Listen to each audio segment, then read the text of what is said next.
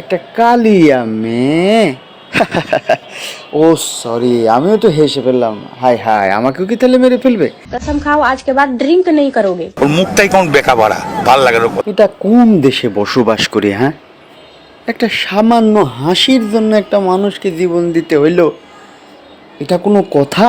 ওই মেয়েদেরকে আবার সরি বলছিল যে তুমি যেন আমার ছোট বোনের মতো, তো আমাদেরকে তুমি যদিও একটু দিন করি না, তাও যদি কোনো ভুল মনে করে তাহলে আমি তোমাদের কাছে দুঃখিত, সরি।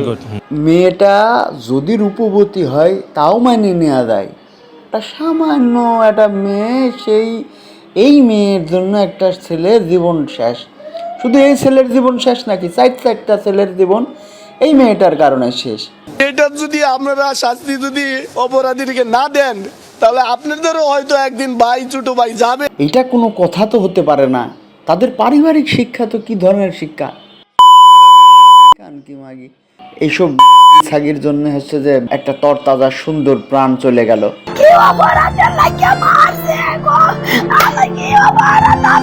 কুলাঙ্গার গুলোকে জনসম্মুখে এনে ফাঁসি দেওয়ার দরকার। এদেরকে কোনোভাবে ছেড়ে দেওয়া যাবে না। এদেরকে যদি ছেড়ে দেওয়া যায় তাহলে বাংলাদেশের বিচার ব্যবস্থাপনার যেই বর্তমানে যে হাল, যেই জিনিসগুলো চলছে, এগুলো দেখে মানুষ হাসবে। তুচ্ছ ঘটনাকে কেন্দ্র করে আমাদের এক সহযোদ্ধাকে মেরে ফেলা হলো। আমরা এই হত্যার প্রথম নিন্দা জানাচ্ছি। এই কুলাঙ্গার এবং সেই মেয়েকে জনসম্মুখে এনে তাকে ফাঁসির দড়িতে ঝোলাতে হবে, না ক্রস ফায়ার দিয়ে দিতে হবে। তাহলে দেশের মানুষ একটু স্বস্তির নিঃশ্বাস ফেলবে যে না, দেশে আইন ফিরে আসছে। যদিও ব্যাপারগুলো আইনি প্রক্রিয়ার মাধ্যমেই হবে, কিন্তু নিজের মনের ক্ষোভ, নিজের খারাপ লাগা থেকেই কথাগুলো বললাম।